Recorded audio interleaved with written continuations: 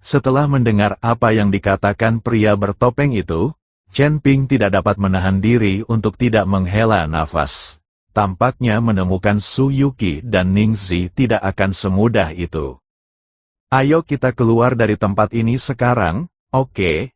Chen Ping bertanya pada pria bertopeng. Tentu saja, silakan luangkan waktu. Pria bertopeng itu sangat sopan, tidak baik bersikap kasar. Meskipun wilayah Chen Ping tidak tinggi, ia memiliki aura 3 suku. Jelas ada seseorang di belakangnya. Dia tahu banyak penjahat besar, tapi pria bertopeng itu tidak mau memberitahu apakah mereka asli atau palsu. Dan ada Humazi, yang memiliki tubuh seperti peri dan berbicara kasar. Jika kamu benar-benar membuatnya marah, kamu akan mendapat masalah besar. Jika kita meninggalkan tempat ini, apakah kita akan berada di wilayah klan iblismu? Jika demikian, apakah seseorang akan mengincar kita? Humazi bertanya, meninggalkan tempat ini tidak berarti kita berada di alam iblis. Aku akan mengirimmu kembali ke Dao besar. Mengenai kemana kau bisa dipindahkan, aku tidak tahu. Pria bertopeng itu berbicara jujur, baiklah, suruh kami pergi. Humazi mengangguk, pria bertopeng itu mengangkat tangan kanannya lalu melambaikannya ke depan. Cahaya putih tiba-tiba muncul di depan Chen Ping, persis seperti cahaya putih di tangga menuju surga. Melihat cahaya putih, Chen Ping akhirnya menyadari bahwa mereka dicegat saat dalam perjalanan menuju pencerahan dan langsung dilemparkan ke dalam sangkar. Tampaknya bukanlah hal yang baik bagi para pendeta di alam rendah untuk bermimpi dituntun ke surga melalui jalan tersebut. Kalau bicara soal budidaya, lebih baik jangan ambil jalan pintas. Setelah Chen Ping dan 2 orang lainnya berjalan ke dalam cahaya putih, mereka merasakan penglihatan mereka kabur sesaat, dan kemudian bintang-bintang yang tak terhitung jumlahnya melintas di depan mereka. Kali ini, Chen Ping tidak pingsan, jadi dia bisa melihat dengan jelas bintang-bintang lewat. Pada saat ini, dia seolah berada di alam semesta dan galaksi. Betapa menakjubkannya! Apakah ini yang dirasakan saat menjadi penguasa alam semesta? Chen Ping terkejut, saat Anda menjadi penguasa alam semesta, Anda dapat menghancurkan dunia sesuka hati, atau bahkan memusnahkan sebagian alam semesta sesuka hati. Pasti itu perasaan yang luar biasa. Tepat ketika Chen Ping masih tenggelam dalam alam semesta dan bintang-bintang, matanya tiba-tiba menjadi gelap. Segera setelah itu, cahaya putih menyala, dan padang rumput luas muncul di depan Chen Ping dan teman-temannya. Langitnya biru dan padang rumputnya hijau, tetapi tidak ada sapi atau domba. Jika ada sapi dan domba, Chen Ping mungkin akan keliru mengira bahwa dia telah kembali ke padang rumput dunia sekuler. Tidak ada energi spiritual antara langit dan bumi di sini, dan digantikan oleh energi peri. Meskipun Chen Ping hanya berada di tingkat pertama alam abadi, teknik jantung konsentrasinya juga dapat memurnikan energi abadi, jadi tidak berpengaruh apa-apa. Guru Hu, ketika kita berteleportasi ke sini tadi, apakah Anda melihat galaksi di alam semesta? Chen Ping bertanya, alam semesta dan galaksi, Humazi dan Xiu Rui keduanya tercengang. Lalu mereka menggelengkan kepala dan berkata, aku tidak melihat apapun, semuanya gelap, apakah kamu melihat alam semesta? Ketika Chen Ping mendengar ini, dia merasa sedikit aneh, tidak mungkin dia satu-satunya yang bisa melihat galaksi di alam semesta. Saya juga tidak melihatnya, saya hanya bertanya. Chen Ping tidak tahu cara menjelaskannya, jadi dia hanya berkata bahwa dia juga tidak melihatnya. Di mana tempat ini? Aku bertanya-tanya apakah ini wilayah ras manusia. Jika ini wilayah ras lain, kami khawatir akan mendapat masalah. Xiu Rui berkata dengan khawatir, tempat ini sangat indah. Pastilah ini adalah tempat tinggal umat manusia. Lihatlah rumputnya. Lihatlah langitnya. Selain itu, Udara di sini segar dan harum seperti bunga, benar-benar surga di bumi. Chen Ping sangat menyukai tempat ini. Jika kau suka, tinggallah di sini dan lihat apakah kau bisa bertemu dengan beberapa wanita cantik. Hu Mazi tertawa, lupakan saja, ayo kita pergi. Ayo kita cari seseorang untuk bertanya di mana tempat ini.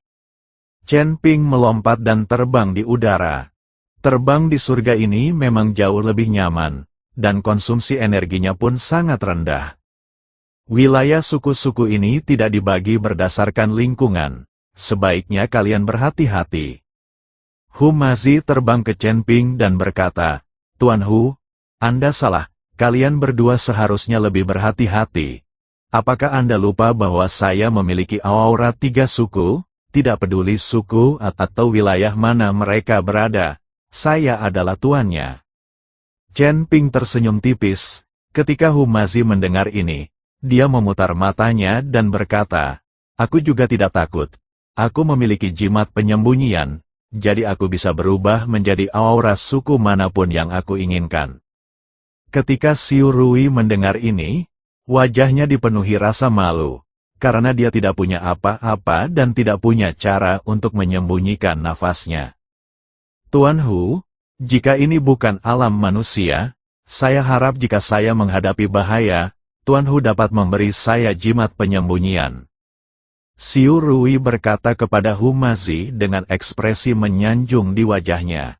Tentu saja boleh, tapi aku tidak bisa memberikannya secara cuma-cuma. Kau butuh benda itu sebagai gantinya. Kata Hu Mazi, apa yang kau inginkan? Aku sudah dikurung selama ratusan tahun, dan aku tidak punya apapun yang baik lagi. Ambil saja apapun yang kau suka. Xiu Rui mengeluarkan tas penyimpanannya dan berkata. Hu Mazi berkata tanpa melihatnya, siapa yang menginginkan barang rongsokanmu? Jika kau menginginkan jimat tembus pandang, berikan aku seorang wanita sebagai gantinya. Wanita, Xiu Rui tercengang, ya, wanita, Hu Mazi mengangguk. Xiu Rui memasang ekspresi getir di wajahnya, lalu berkata sambil tersenyum canggung, Tuan Hu, jangan bercanda lagi, aku tidak punya wanita. Tetapi jika Tuan Hu tidak keberatan, apakah menurutmu aku dapat melakukannya?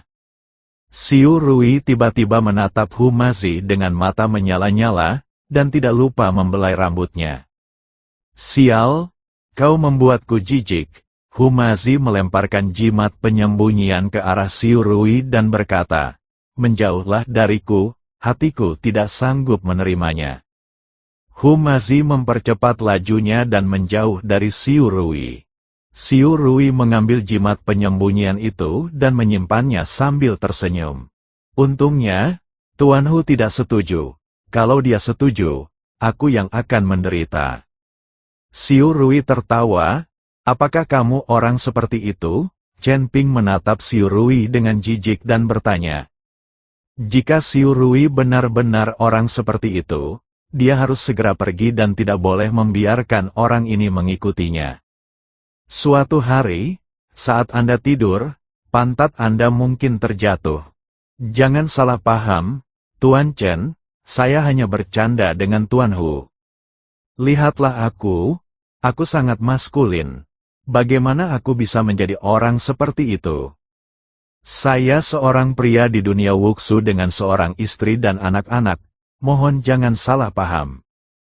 Xiu Rui buru-buru menjelaskan, dia benar-benar takut Chen Ping akan meninggalkannya. Jika kita meninggalkannya sendirian di tempat tak dikenal ini, tidak ada bedanya jika kita membiarkannya mati. Baguslah, kata-katamu benar-benar membuat anusku menegang. Kata Chen Ping, Xiu Rui hanya bisa tertawa bodoh. Saat mereka berbincang-bincang, mereka bertiga telah terbang selama lebih dari 1 jam. Tetapi mereka mendapati bahwa selama ini, mereka belum melihat seorang pun orang, bahkan seekor binatang pun.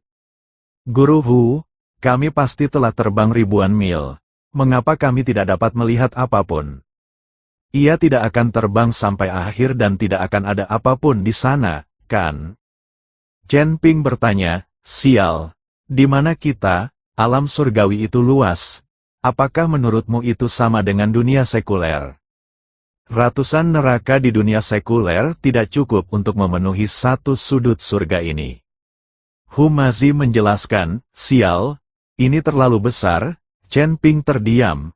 Kalau begitu, apakah kita akan terbang ke surga kedua? Di mana surga kedua?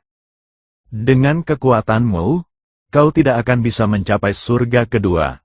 Faktanya, 36 surga itu semuanya berada di ruang yang sama. Tetapi dimensi spasialnya berbeda. Ini tidak seperti menaiki tangga ke surga, satu tingkat demi satu tingkat. Jika Anda ingin memasuki surga kedua, Anda harus mampu melintasi dimensi spasial. Anda bahkan tidak dapat merasakan ruang surga pertama sekarang. Bagaimana Anda bisa pergi ke surga kedua? Humazi tertawa, bisakah orang-orang di surga kedua mencapai surga ini? Chen Ping bertanya, tentu saja bisa. Belum lagi surga kedua. Bahkan para orang suci tertinggi dari surga ke-36 pun bisa datang ke surga pertama. Hanya saja mereka tidak bisa datang. Di mata mereka, kamu bahkan bukan seekor semut. Apa yang kamu lakukan di sini? Pikirkan tentang dirimu sendiri. Apakah kamu akan pergi ke dunia semut untuk pamer?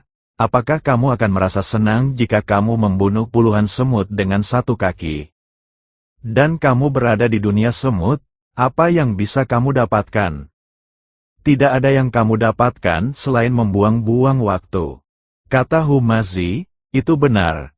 Tetapi jika orang-orang dari surga kedua juga dapat datang ke surga pertama tanpa batasan apapun, bukankah orang-orang dari surga pertama akan berada dalam bahaya besar? Chen Ping sedikit bingung, betapa berbahayanya jika tidak ada batasan. Inilah surga, kau bisa kehilangan nyawamu kapan saja. Sekarang, makhluk surgawi dari surga ke-9 telah datang ke surga pertama.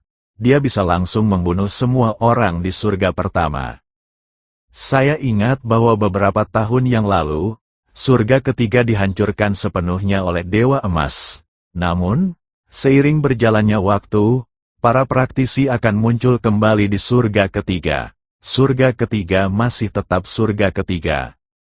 Setelah kejadian itu, Dewa Emas dihukum oleh surga, dan tampaknya jiwa dan tubuhnya hancur. Surga memiliki aturannya sendiri. Bahkan jika Anda dapat dengan mudah menghancurkan dunia, Anda tidak dapat melakukannya. Humazi menjelaskan kepada Chen Ping, lagi pula, Chen Ping hanya tahu sedikit tentang urusan surga. Xiu Rui mendengarkan di samping dan juga melengkapi pengetahuannya tentang alam surgawi. Tepat ketika Chen Ping asyik mengobrol, tiba-tiba, sebuah anak panah yang tajam meluncur ke arah kami, meninggalkan jejak-jejak yang membelah kehampaan. Chen Ping dan dua orang lainnya terkejut, mereka diserang oleh seseorang yang tidak memperhatikan. Untungnya, meskipun anak panah ini sangat tajam, kecepatannya tidak terlalu cepat. Setelah Chen Ping dan tiga orang lainnya nyaris menghindari anak panah itu, mereka segera melihat ke arah asal anak panah tajam itu. Pada saat yang sama, Chen Ping, yang memegang pedang pembunuh naga, telah menebasnya dengan pedang. Tetapi ketika Chen Ping mengayunkan pedangnya, ia mendapati kepala seorang anak muncul dari tempat di mana anak panah tajam itu baru saja melesat. Anak itu memiliki tanduk di kepalanya dan sepasang mata hitam besar diam-diam menatap Chen Ping.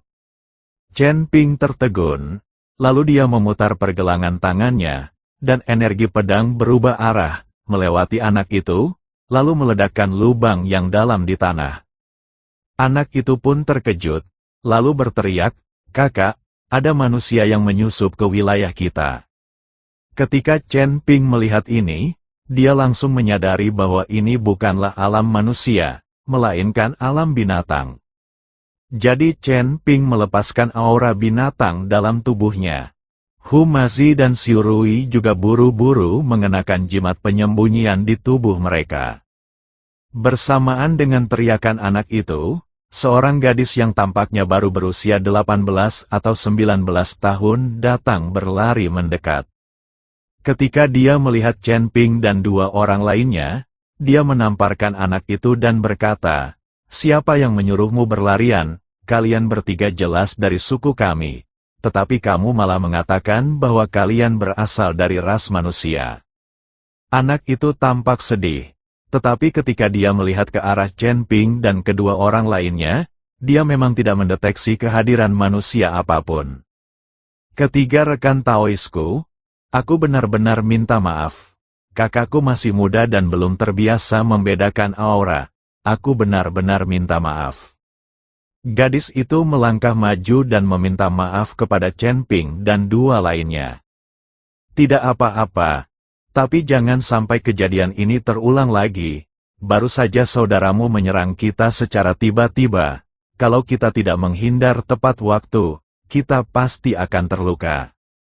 Chen Ping mengikuti gadis itu dan berkata, mendengar hal itu, gadis itu menarik anak itu dengan wajah dingin dan berkata, "Dasar orang ceroboh, kenapa kamu tidak minta maaf? Kalau kamu sampai menyakiti orang dari suku yang sama dan ada yang melaporkanmu ke penguasa kota, kita tidak akan bisa masuk ke kota ini. Maaf, aku tidak bermaksud." Anak itu segera mengikuti Chen Ping untuk meminta maaf.